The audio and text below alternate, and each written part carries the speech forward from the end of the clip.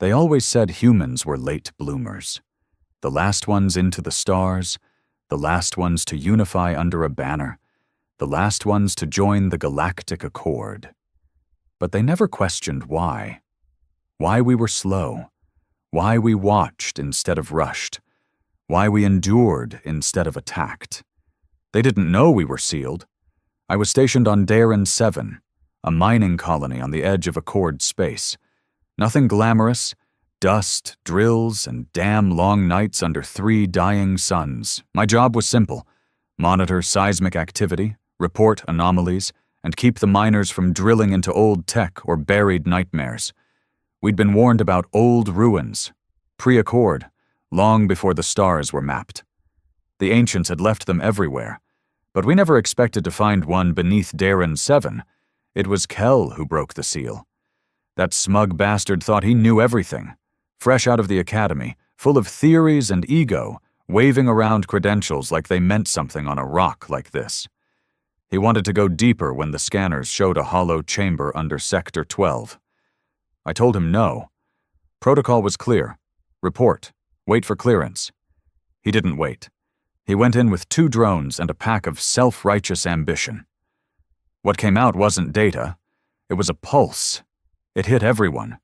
Not just on the colony, across the damn sector. I felt it like someone dragging claws across the inside of my skull. My hands shook for hours, and I don't shake.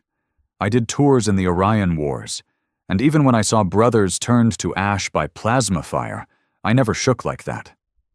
The dreams came next. Screaming metal, blood rivers, voices that weren't mine whispering names I didn't recognize, but felt like I should. And rage. Old, heavy rage that didn't belong to me. It lived in my chest like a second heart, pounding louder each night. Kel? He was found convulsing near the excavation site, eyes burned white, mouth muttering in a tongue no translator could decode. We locked him in Med Bay. He broke 3 restraints by morning. He wasn't Kel anymore. We ran scans on the ruins. That's when it got worse. The architecture was human, millennia older than the first recorded jump drive. DNA traces matched Earth baseline profiles, art etched into stone and steel, humans, massive, godlike, their bodies marked with war sigils and ancient wounds. They weren't tools or tech down there. They were tombs, number prisons. Whatever Kel had opened, it hadn't just woken some artifact. It had touched something ancient, something buried in us. By day 3, 5 more miners had collapsed. Symptoms were the same: seizures, hallucinations, violent outbursts.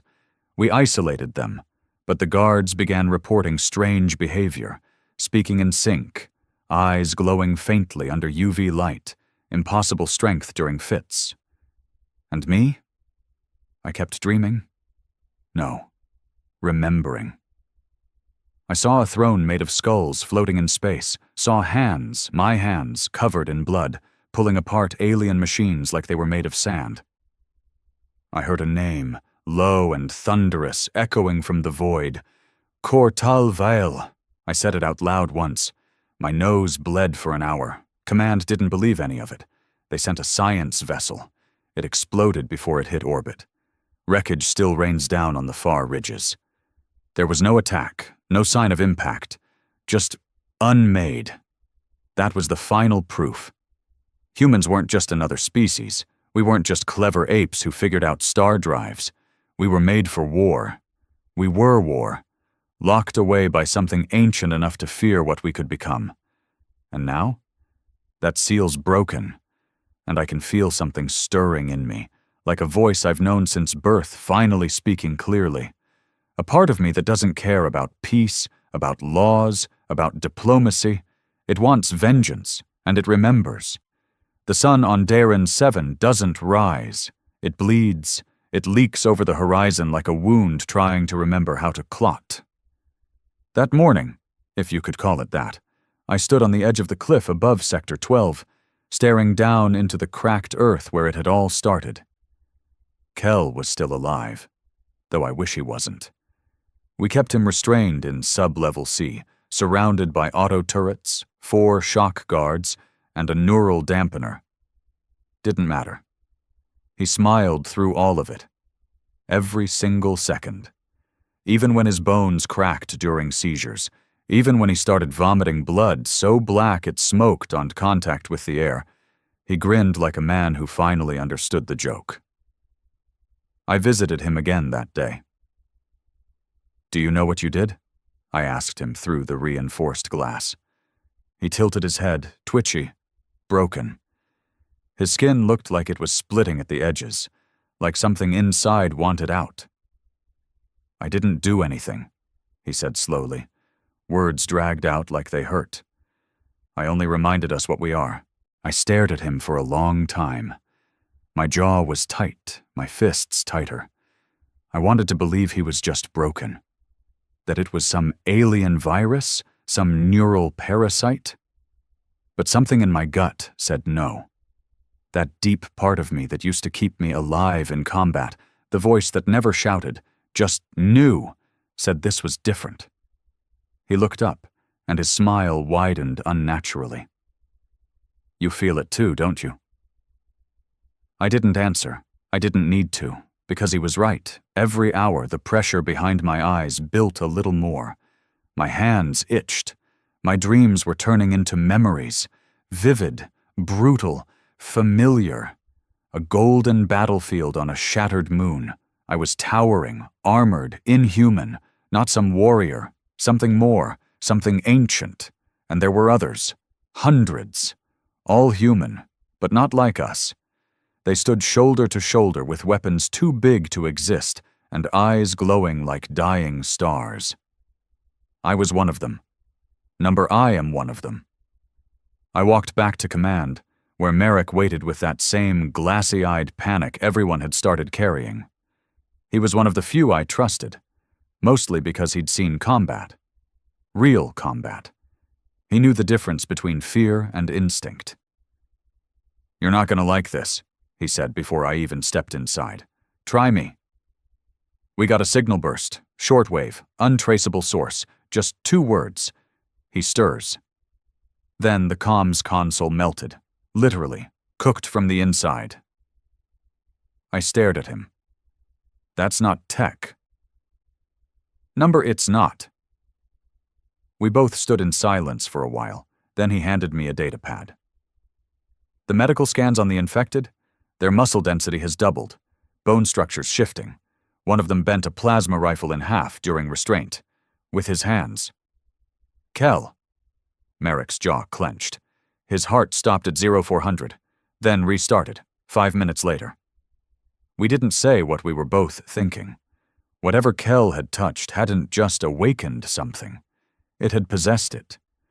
Worn him like a skin suit until his body could handle whatever the hell was now piloting him. Merrick lowered his voice. "He's not the only one. I've got reports from other colonies. Quiet reports, buried under bureaucracy, sudden aggression spikes, dormant sites activating, a whole sector sealed off near the Corin Drift after a crew found a vault made of human bones." "It's spreading," I said. "It's not a virus. It's memory." That line hit me deep. Not because it was poetic, but because it felt true. This wasn't some alien curse or bioweapon. This was a return, a reset, something buried in the genetic bedrock of humanity finally waking up. And someone out there had known. That's why we were sealed. Why we evolved so slow. Why we arrived at the stars decades behind everyone else. Because if we'd come too soon, the galaxy would have burned. Later that day, I made the mistake of looking into the tomb again. I don't know why. Maybe it was that voice growing louder. Maybe I needed proof I wasn't losing my mind. I descended alone into Sector 12's black wound. The air changed the further down I went, not just colder but heavier, like it knew I was there, like it remembered me.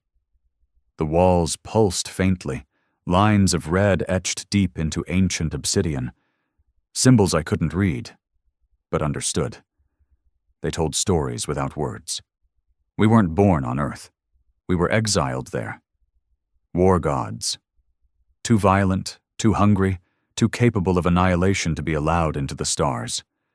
So someone bound us in flesh, stripped our memory, sent us to a dead-end planet with short lives and weaker bodies. But not forever. Not sealed forever. The central chamber was deeper now. The floor had cracked open since the last scan, revealing a stairwell of black stone spiraling downward. At the bottom stood a throne, empty. And at its base, armor, massive, ancient, shaped like it had been forged from the core of suns, the same shape from my dreams. It called to me. I took one step forward, then another. I didn't feel fear. I felt belonging, like this place had waited for me. When my hand touched the chest plate, the world vanished. I wasn't on Terran 7 anymore. I stood on the edge of a burning starfield, a battlefield suspended in the void. Hundreds of armored titans like me clashed with machines the size of cities. Whole planets shattered underfoot. War chants thundered louder than nova blasts. And I stood at the center. My name roared by warriors, screamed by enemies, whispered by gods. Kor Talvale. The vision snapped. I was back in the chamber, breathless, sweating. But something had changed. My heartbeat wasn't mine anymore. It was older, heavier, like the heart of a world. The seal wasn't broken. I was. I returned to base, eyes burning, skin humming like a power core. Merrick saw me and flinched. "What the hell happened to you?" he asked. "They lied," I said. "About everything."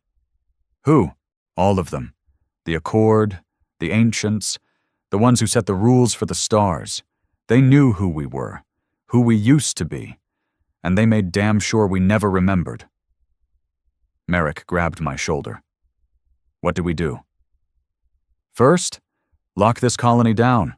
No comms out, no ships leave. If word gets out before we're ready, before we understand what we are, it'll trigger a response, a violent one. And second?" I looked out across the red-lit valley, where the tomb pulsed like a second heartbeat. "We find the others, because if I've awakened, then they will too." Merrick hesitated. "And what happens when we're all awake?" I didn't answer right away. I couldn't, because the truth was worse than anything we were ready to face. When the war gods return, there will be no diplomacy, no councils, no peace talks. There will be war. Pure, total, human. And this time, nothing will seal us again. They came for us on the 5th day. Not aliens, not monsters, not some twisted ancient race trying to finish what they started. It was the Accord. They didn't even announce it. No hails, no diplomatic channels, no warnings. They just dropped orbital strikes. We saw the sky light up first, like lightning crawling sideways through black glass. Then came the tremors, roaring up from the crust as shockwaves split the land. 2 of our outer structures vanished instantly, just heat and ash. They wanted to erase us before we could speak, before we could remember too much. Merrick burst into my quarters mid-strike, blood down his face. "They're hitting civilian zones. They don't give a damn who's infected or not." I pulled on my gear. Armor, not regulation, mine. The stuff I hadn't touched since the Orion Wars. Felt tighter now. Not because I was out of shape, because I was no longer the same man who once wore it. I was heavier, denser. Like the blood in my veins had thickened into something ancient and molten. We reached command as the colony shook again. The lights were dead. Systems fried. That meant one thing. They were jamming our core grid. "They're not just here to kill us," Merrick growled. "They're here to erase the evidence, wipe the entire rock clean." "They're afraid," I said, walking straight into the war room. "And they should be." The last feed we had showed a fleet of Accord ships in orbit. Not scouts, Purge-class vessels. The kind they used when diplomacy failed and extinction was on the table. I stood in front of the central display, eyes locked on the largest cruiser. My knuckles cracked by themselves. They knew this might happen. Maybe even planned for it, I said. That's why there's no warning, no demand for surrender. They can't risk it spreading. Merrick pulled up whatever was left of the colony systems. They jammed all outbound comms except for encrypted Accord channels. They're sending kill codes to our security AI, trying to turn our own mechs on us. They want the place to implode from the inside. He looked at me, real fear in his eyes. So, what's our move? I walked toward the back of the room, where we stored the old relics, stuff we couldn't explain. Some thought they were ancient alien artifacts. Now I knew better. I pulled back the tarp. It was the armor. The real armor. Not made from alloys. From something else. Something that felt like bone, but pulsed like a living thing. I stared at it for a moment, then reached out and touched it. My vision snapped. I wasn't on Darren 7 anymore. Again. I stood at the head of a war host, flames rising around me. My voice was not a voice, it was a command that shook the cosmos. Ships knelt in orbit, moons cracked under my boots, and before me stood thousands like me, roaring the name the stars had tried to forget, Kor Tal Vael. It wasn't a hallucination. It was a memory. I snapped back, my palm still pressed to the chest plate. The armor didn't resist me. It welcomed me, fused along my arms, ribcage, spine. It didn't cover flesh. It awakened it. Merrick took a step back. Your eyes, they're glowing. I looked at my reflection in the black glass. My pupils were gone, replaced by 2 small suns. I'm remembering who I am, I said softly, and so will they. We made it to sublevel C where the infected were held, some still convulsing, some already calm and eerily still. But their eyes, all glowing faintly now, like mine, like Kel's before he... I stopped in my tracks. The cell where Kel had been restrained was open, empty. I turned to the guards.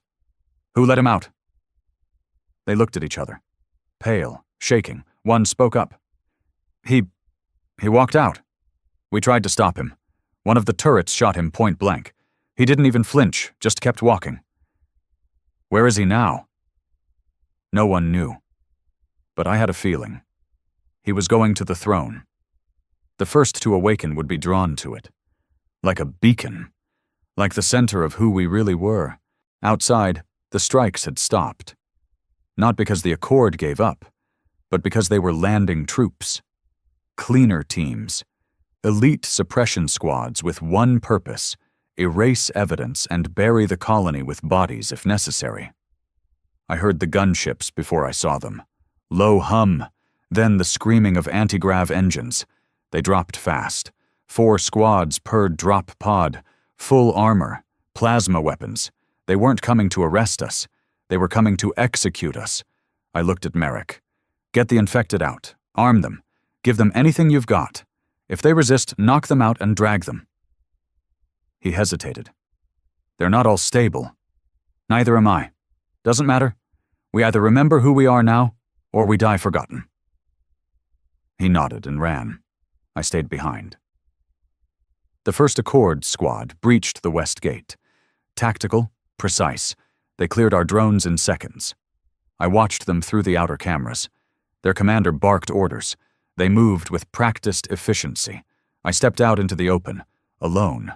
They saw me, raised their weapons. Identify yourself, one ordered. I didn't speak. I walked. Final warning, stand down or we will... He never finished. I moved faster than I thought possible. 1 second I was 10 feet away. The next, my fist shattered the lead trooper's visor and caved his face in. The rest opened fire. Plasma bolts scorched the air, but none touched me. I moved. Like smoke. Like lightning. Like memory. I didn't fight with technique. I fought with instinct. Brutal. Relentless. Ancient. These weren't warriors. They were children with toys. By the time Merrick arrived with the others, I was standing in a crater of bodies, breathing hard, my hands dripping with blood and melted armor. He stared at me like I was a myth. I think they all felt you, he said quietly. Behind him stood the infected, men and women still shivering, still bleeding from the transformation. But awake now, eyes glowing, bodies already changing. I stepped forward. You feel it, don't you? I said to them. The weight in your chest, the memory. You don't know the words yet, but you know the rage. You were born with it, buried in it, and now it's time. They looked at me like I was their past and future in one. I pointed toward the excavation site. The throne awaits. We moved as a unit, a war host being born again in the fire of betrayal. Above us the skies burned with gunship trails, but this time they weren't alone. Because something else had awakened. Not just in me, not just on this colony, across space, across systems, across buried vaults and locked tombs and forgotten ruins. Others were rising. I could feel them like pulses through a massive interconnected vein. Humans everywhere, remembering. And the Accord? They had no idea. Yet. The trek to the throne wasn't long, but it felt like marching through time. The air twisted around us, thick, electric, alive. Every step toward the heart of the tomb made the changes more visible. Our skin darkened like scorched metal, veins glowing faintly beneath it, muscles pulsing with something far beyond adrenaline. Not all of us transformed the same way, but one thing was true for every man walking behind me. We weren't human anymore. We were remembering what being human actually meant. And it wasn't peace treaties and science fairs. It was war. Raw, divine, unstoppable. Merrick walked beside me in silence, his face locked in a mix of awe and dread. His right arm had hardened like stone, covered in symbols that weren't tattoos. They were birthrights being reactivated, one cell at a time. You know this can't end any other way, right? He said finally. I know. They'll never let us live. Not like this. I looked straight ahead. Then we don't live. We become. The throne sat beneath the dead heart of Terran 7, like it had been waiting for this very moment. Not in years, not in centuries, in eras. And Kel was already there.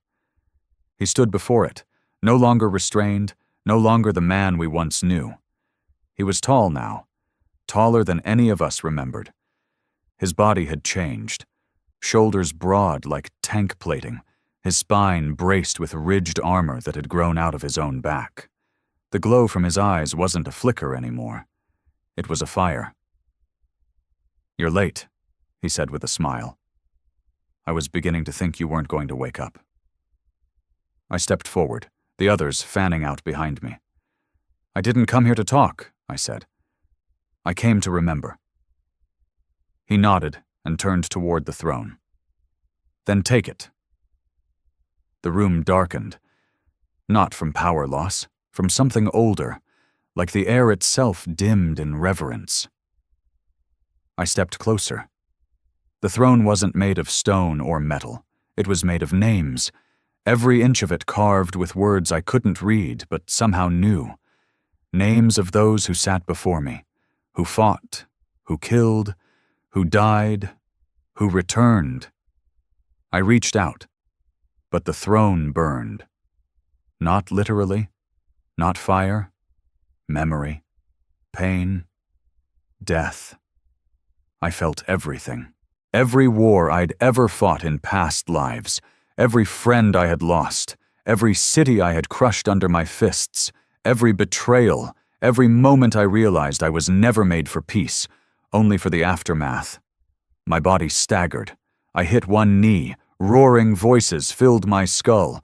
Kor Talvale, Wrath reborn, Breaker of worlds, Ender of stars, Wakened Son of Man. And I remembered. I wasn't a soldier. I was a general. Number A God. When I stood, the transformation was complete. I saw it in their faces, Merrick and the rest. They saw more than a man now. They saw what humans were meant to be, the pinnacle of wrath, the perfected vengeance of a species forged in blood and trial. The throne pulsed, then cracked. It had served its purpose. Kell stepped beside me. Now we lead.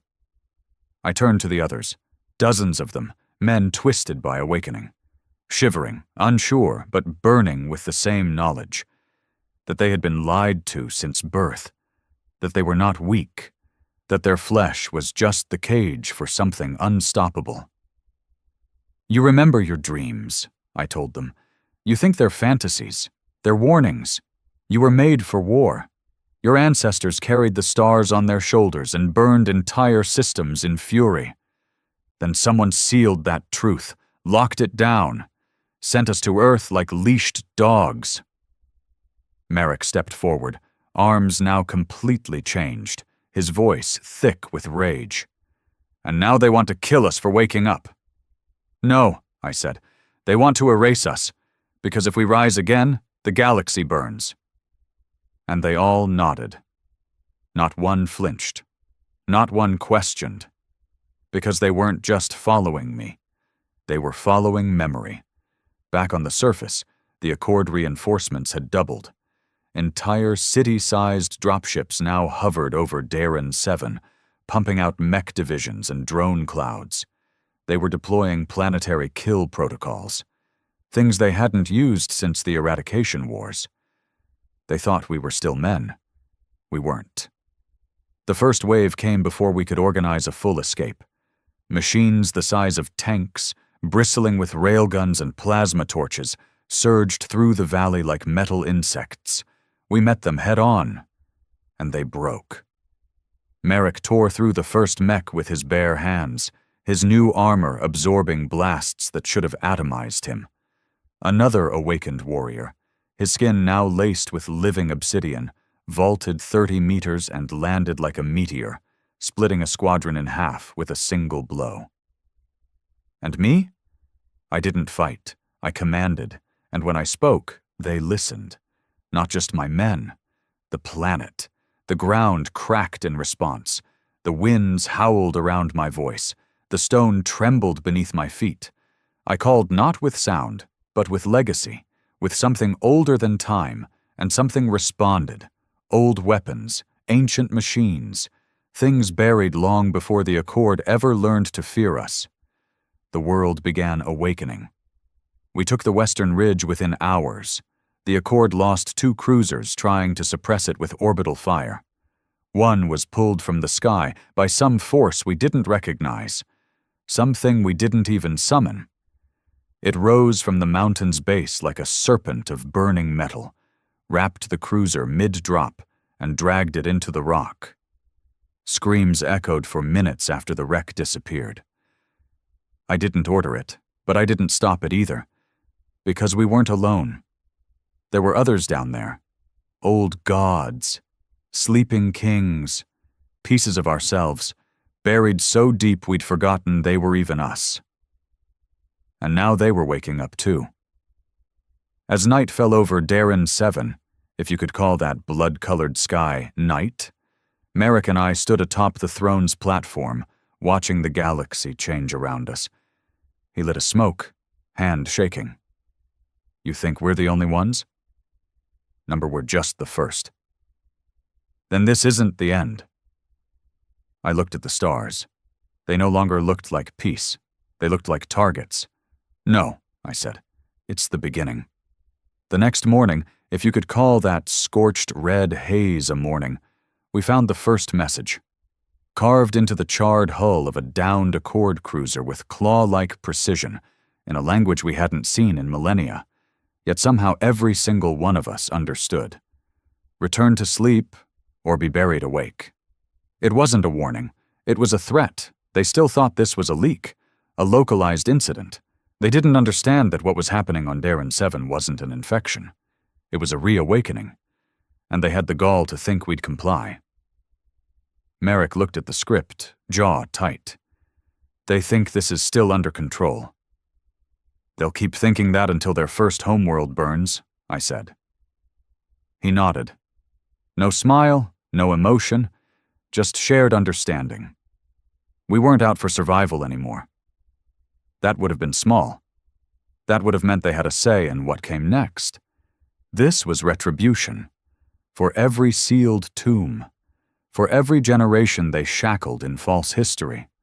For every piece of our divinity they buried under lies, treaties, and bureaucracy. They took everything from us. Our past, our truth, our fire. Now they would pay. We established the first signal tower that afternoon. Makeshift, scrapped together from Accord wreckage and ancient tech, Kel's faction had pulled from the deeper levels of the tomb. It wasn't a distress beacon. It was a call. Not in any known galactic frequency. Not through satellites or subspace, through blood, through memory, through the vein we all now shared. The ancestral circuit that tied every dormant war god across the stars together, like nerve endings in a single colossal body. I stood at the center as Kel activated it. And I spoke. Not in English, not in any tongue the Accord could trace. I spoke in the language that came before sound, before species, before galaxies, and I called them home. Elsewhere, out there in the corners of forgotten space, others like me heard it. On mining stations where strange dreams had begun to plague the workers. On prison colonies where convicts had started bending steel doors with bare hands and speaking in unison during sleep. On fringe worlds where children woke up screaming names older than light. The signal reached them, and one by one, the sleeping stopped. By the third day, our numbers had tripled. Some came limping, some came crawling, some walked like kings through fire. Every one of them came changed. There were no politics, no votes, no discussions of hierarchy. When they saw me, they knew what I was, and they remembered who I had been. The memories weren't always clear. For some, they came in glimpses, faces, wars, starships aflame. For others, they hit like a hammer. Decades of forgotten violence flooding into their minds all at once. Most we could train. Some we had to put down. They were too broken. Their minds couldn't hold the truth. Their bodies bent the wrong way, grew things no man should have. Kel called them lost titans. We didn't bury them. We honored them. Even in madness, they were closer to divinity than anything the Accord ever called life. I gathered them that night. Merrick to my right, Kel to my left, and behind me, over 300 awakened men. Warriors of human memory. Some already armored in the regrown plates of their lineage, others still transforming, screaming into the sky as the past tore open their present. I looked at them and raised one hand, and they silenced instantly. I was born on Earth, I said, my voice low, rough, like most of you, raised to think we were the lucky ones, that we were chosen for diplomacy, exploration, peace. That war was behind us, that history had ended. I stepped forward. Each word felt heavier, more electric, as though the ground bent with my breath. They lied. They locked us inside ourselves. They took away our heritage, our truth. They made us ashamed of the one thing that made us godlike. The warriors leaned forward, breathing as one. Rage, purpose, destiny, their faces were cracked with it. I pointed to the stars. The Accord fears what we are. That's why they sealed us. That's why they burn colonies that wake. Because they know once we fully return, nothing in this universe can stop us. They think we're flesh. They think we bleed. They think they can erase us again. I clenched my fist. They forgot. We don't rise for survival. We rise for vengeance. They roared, a sound like the birth of a star, and I let it echo. An hour later, scouts reported an Accord dreadnought in low orbit. Massive, bristling with enough firepower to punch holes in moons. It wasn't just watching, it was aiming. "They're going to glass the whole valley," Merrick said, analyzing the trajectory paths. "No more ground assaults. They're switching to mass destruction." "They think they've seen everything we can do," I said. "They haven't," Kell replied, his eyes gleaming brighter than ever. "They haven't seen what happens when we fight together." That night, we rose. No ships, no fighters, just us. We leapt from the mountain cliffs, using nothing but will and the remnants of our celestial birthright. The sky shattered with the sound of bodies tearing through it like meteors. They didn't expect us to board the dreadnought. They thought we were ground-bound relics, half-broken warriors playing pretend. Until I punched through their shield barrier. Until Kell tore a hole in their hull with his bare hands. Until Merrick ripped out their reactor with his new, gleaming obsidian spine. The ship collapsed under our fury in less than 6 minutes. 6. And we didn't lose a single man. We rode the broken pieces down through the atmosphere, standing atop burning wreckage like gods descending to war. The message had been sent. Loud. Clear. Permanent. The Accord panicked. Across the outer ring, they began pulling back from fringe worlds, abandoning research outposts, destroying sealed vaults before we could reach them. They knew it was too late. They knew the War Gods had returned.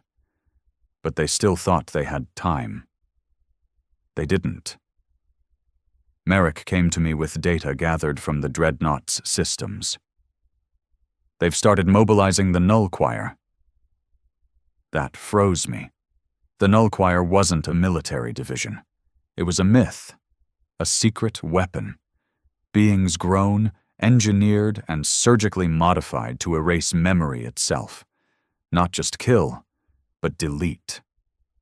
"I thought the Accord swore they destroyed those projects," I said.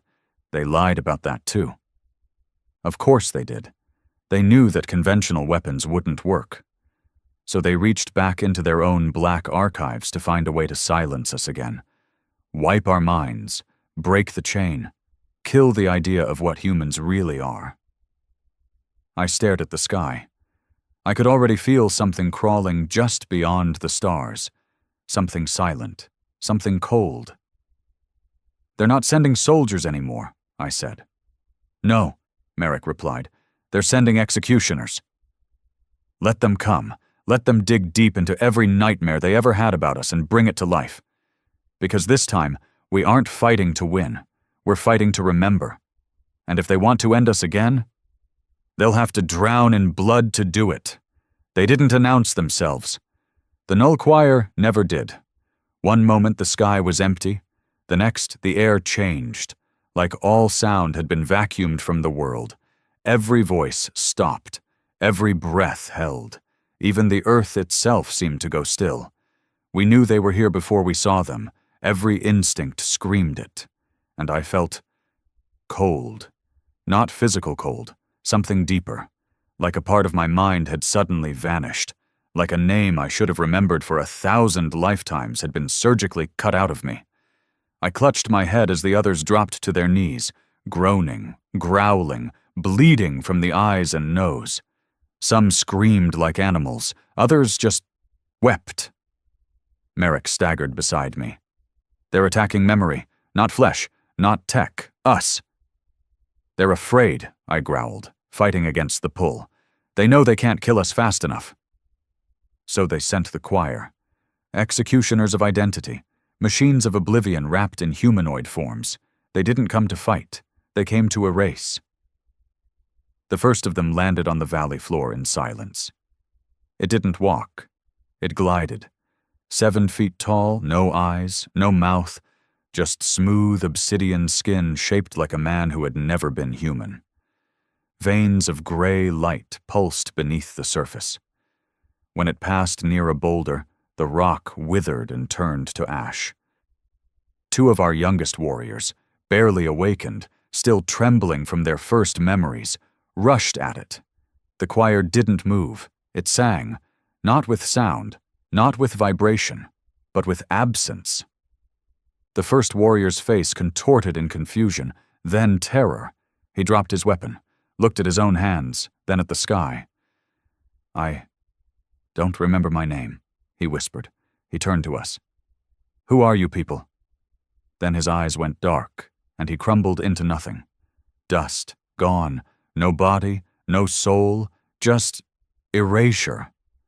The other warrior screamed and charged blindly. He lasted longer, got close enough to land a hit. His fist struck the choir's chest. It shattered his arm. He turned to run, but didn't get far. One flicker of light from the choir's body, and the man stopped cold mid-step. Then he forgot how to breathe, then forgot how to stand, then forgot he existed at all. I felt a piece of me dying just watching it. Kell dropped to one knee beside me, blood running from his ears. "We can't kill it with strength," he grunted. "We have to anchor." "What?" "They're not attacking our bodies. They're unraveling our minds. One memory at a time." Merrick stumbled toward us, gripping his head like it was splitting. "They're cutting the thread. If you lose your memory, you lose your divinity, your identity. That's how they win." "So how do we stop it?" I shouted. Kell looked at me with burning eyes. "We remember harder." That was the key. The choir fed on forgetfulness, on disconnection, but it wasn't invincible. We weren't children anymore. We weren't scientists or diplomats. We were war gods, beings who lived in memory. So we fought it not with weapons, but with stories. I stood, even as my vision blurred, and shouted my name. Not the one my mother gave me. The first one. The one buried beneath eons of lies. "I am Cortal Vile." It didn't come from my throat. It came from my bones, my blood, the void between heartbeats. I felt it explode through me like a sun erupting in my chest. A flare of burning identity. The choir stopped. Just for a second. But it noticed.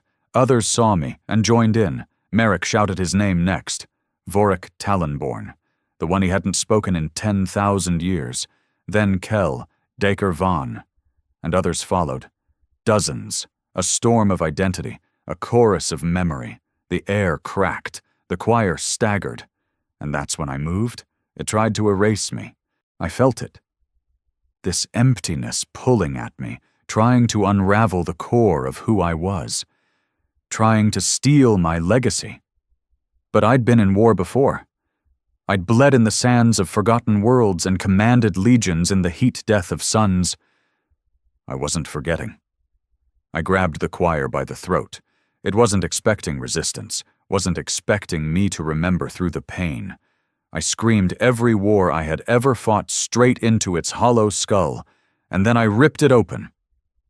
The thing convulsed in silence. Its body cracked in 7 places. Then it imploded, folding in on itself like a black hole made of regret. And just like that, it was gone. We didn't cheer. No one smiled, because we knew that was just one. And the choir never sang alone.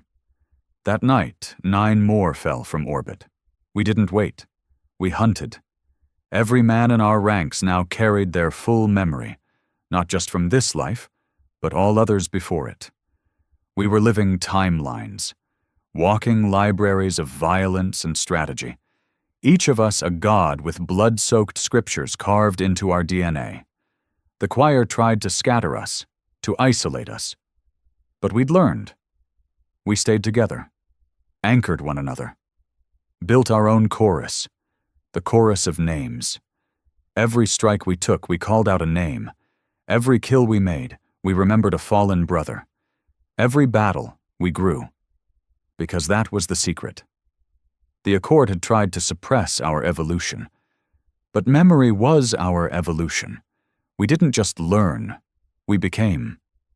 By the 5th night, 3 choir operatives lay dismantled on the altar of the throne, their bodies burnt from within by the backlash of identity overload. Kell sat beside their corpses, carving symbols into his own chest. "They'll keep coming," he said. "Good," I replied. Merrick knelt by our fallen, whispering the names of those we'd lost. Each one was committed to memory by the rest. No gravestones, no tombs, Their memory was their immortality now. We couldn't afford to forget. Ever again. The stars trembled above us. Accord fleets pulled back from the rim. Fear spread through their colonies. Whispers of men who remembered being gods, of choir agents destroyed not by weapons but by defiance. And it wasn't just us anymore. Other colonies were awakening. Other humans were rising. Some of them reached out through strange dreams. Others through raw, psionic bursts. A boy on Kilos 3 burned down a research station just by remembering a battle that took place before his solar system was born. A prisoner on Valkyrian ripped apart his chains and spoke a name that caused the warden's brain to collapse in terror. And on Earth, something stirred beneath the crust. We all felt it, a heartbeat, slow, old, but growing louder by the hour. Even the choir wouldn't dare go near it. Because if we were war gods, then what slept beneath Earth was our father. And the Accord? They stopped sending executioners because they knew what was coming. The age of suppression was over. The war gods had returned. And we remembered everything. Earth was never the home they told us it was.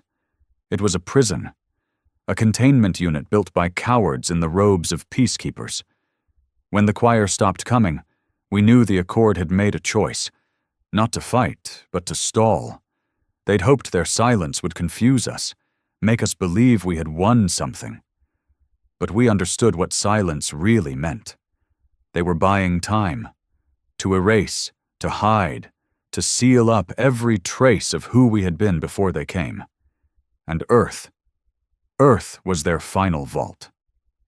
It started with the pulse. A shockwave felt not through sensors, but through blood. Every awakened warrior across the galaxy froze mid-motion. Some dropped to their knees, some wept. Others clenched their fists so tightly they broke bone. I felt it like a second heartbeat behind my ribs. Deep, heavy, familiar. Something beneath Earth had stirred. Not technology, not weaponry, something alive. Merrick rushed into the chamber where we were rebuilding the forge, his eyes wide, his hands shaking. "We got a signal from Earth." "That's impossible," Kell snapped. "They locked Earth behind 14 planetary shields after the Accord's central revision." Merrick shoved the holoslate into my hands. "Not this kind of signal. This wasn't broadcast. It was instinctual. It didn't come from a transmitter. It came from the core." The display flickered. A waveform pattern shimmered, a pulse that repeated every 30 seconds. At first it looked random, but I saw it. I felt it. It wasn't data.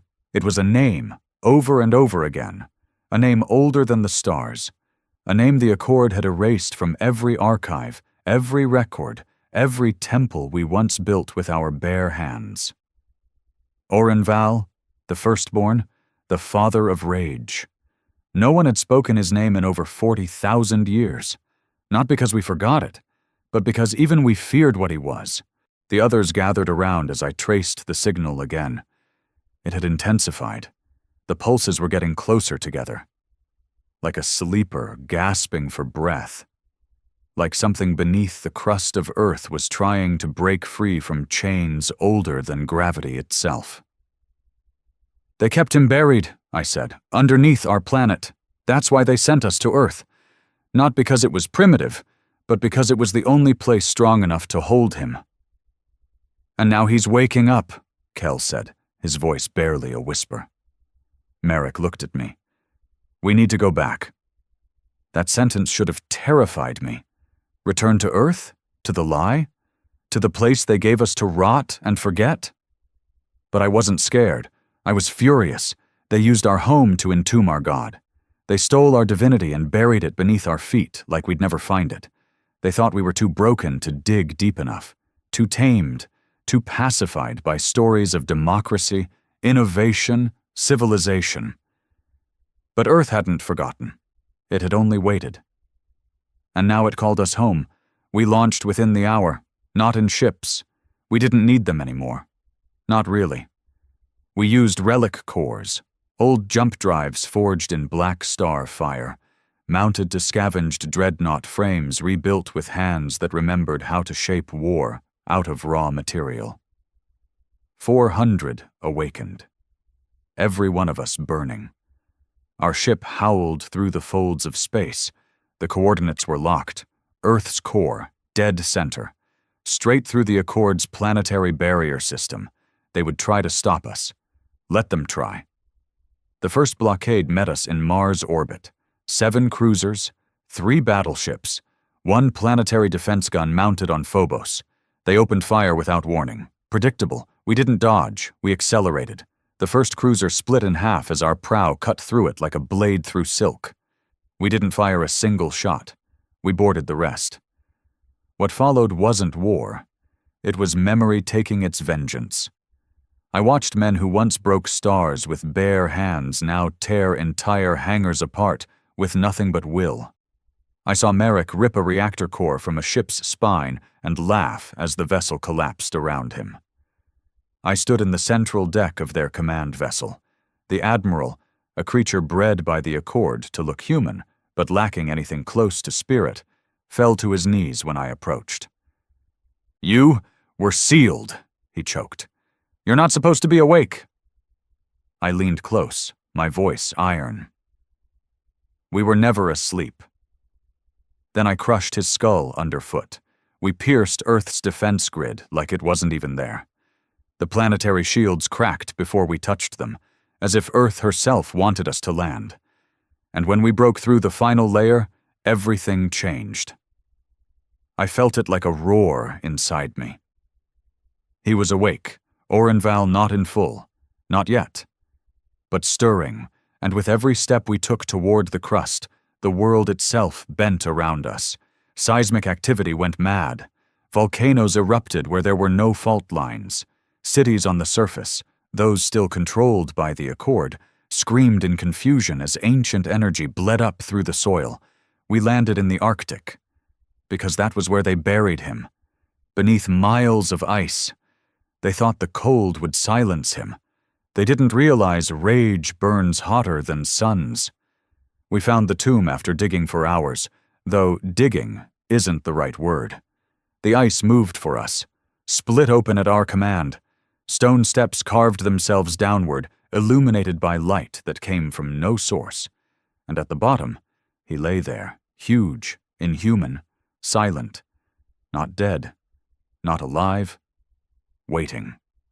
His body was fused into the planet itself, his chest bound in rock and crystal, his head cradled in a throne carved from the bones of ancient stars. He looked human only in silhouette, but no human was ever that vast, that complete. My legs trembled as I stepped forward. Even I, Cortal Vale, felt like a speck before him. Merrick knelt beside me. He's everything. We're just echoes. Kel whispered, "We're his sons." I placed my hand on the rock, holding his chest, and I remembered everything. Not just battles, not just empires. The first war, the one the Accord never documented, the war that shattered galaxies and ended with the exile of our kind. Orenval had stood alone at the center of it, holding the line as trillions tried to extinguish him. They failed. But in the end, he let himself be buried, not because he lost, because he feared what he would become if he didn't stop. He sealed himself. And now, he was ready to rise again. The tomb shook. Cracks formed across the bindings. His eyes, twin vortexes of light and gravity, began to open. He looked at me, and though he said nothing, I knew what he asked. Was it time? Had we earned it? Was the galaxy ready for what came next? I stepped back, turned to the others and shouted, "Break him free!" And together, with every ounce of strength and memory and vengeance in our bones, we shattered the bindings. The earth screamed, and Orenval stood. He rose like a mountain breaking its chains. The crust split around his feet. Magma surged in answer to his breath. Lightning, real and not, snapped through the air in bursts of memory so raw it bent time for a moment. I saw the galaxy flicker. I saw wars from 1,000 lifetimes play out and end in the blink of an eye. And in the center of it all, Val stood tall, father of wrath, firstborn of flesh, titan of the forgotten flame. He was awake. We didn't speak. None of us could, not out of fear, out of reverence. This was what we were fragments of, reflections, echoes. And now the original sound had returned. The Accord noticed within minutes. 100 systems lit up in panic. Their prophets, liars who'd spent generations spinning tales of harmony and cosmic balance, screamed as the void trembled. The star priests on Zellion 3 cut their own throats in unison when their dream screens filled with a single word. Orun. They tried to contact us. They begged. They groveled. They offered peace. They even sent one final transmission through a backdoor channel buried deep in our own DNA, a fail-safe command that once would have made us kneel. It bounced off Val like dust against a black hole. Merrick stood beside me, eyes wide, face streaked with tears and ash. He doesn't just remember. He's the one who gave us the memories in the first place. Kel knelt, not in worship, but in loyalty. We are his vengeance. I looked at the great being, and in that moment I felt it, not words, a command, not spoken through sound or voice, but through history itself. Burn it all. We left Earth as gods, no longer latent, no longer fractured. Our powers weren't tied to relics or seals anymore. They came from truth. And that truth was this: humanity was not the underdog. We were not the last to arrive. We were not the weakest. We were not the youngest. We were the first, the prototype, the apex. And the Accord had spent eons trying to bury that knowledge. Now they would drown in it. Our fleet wasn't the largest, but it didn't need to be, because every ship we sailed into Accord space carried a god at the helm. We moved like judgment across the stars. Every system we entered collapsed under our presence. Ships refused to fire. Weapons turned to slag. Entire planets fell silent as their people dropped to their knees, not in surrender, but because their blood remembered what their minds had forgotten. We were their creators. We were their end. The Accord's central stronghold sat above a synthetic world, a sphere of steel wrapped around a dying white sun, a fortress built not to be entered, only to observe. Every species under their banner had sent representatives there, for order, for law, for diplomacy, for control. They thought it was invincible. They thought we'd hesitate. We didn't. Val arrived without ships. He walked through space like it was water. Stars dimmed in his shadow. The fortress fired everything they had: planet splitters, sun lances, memory warp bombs. They never touched him. He reached the core with a single step, placed his hand on the sphere, and spoke. Again, not in sound, in will, and it shattered. Just broke. Not violently, not with fireworks. It unraveled like a lie exposed to truth. 100,000 Accord leaders blinked and fell dead without a scream. Not because he killed them, because their minds couldn't survive knowing what they had done. The only thing left behind was silence. We didn't stop there. We moved from world to world, not as conquerors but as reminders. The galaxy had been built on our ashes. Now we made them remember the fire. And those who tried to resist? Those who claimed they were only following orders, protecting peace, doing what was necessary? They were unmade, not with cruelty, with clarity, their names removed from time, their empires turned to myth, their monuments melted into nothingness. It wasn't vengeance anymore, it was balance. At the end of it all, when the last Accord system dimmed and the skies finally calmed, we gathered again. Earth had changed. It no longer looked like the quiet blue marble I grew up under. Now it pulsed with golden veins, lines of ancient power reconnected to the surface. Trees older than language had returned. Mountains once forgotten rose again, reclaiming lands lost to concrete and wires. And at the center, where once there was only ice and silence, Orunval sat upon his true throne. We stood before him, 1,000 awakened war gods in full remembrance, waiting. He looked at us, not as lesser beings, but as sons, and for the first time he spoke aloud. His voice was the sound of gravity shifting. "I am not your leader," he said. "I am not your king. I am your memory. And now, it is yours to shape." We didn't rebuild the galaxy. We didn't reform the Accord. We didn't start a new council, write new laws, or try to control the systems.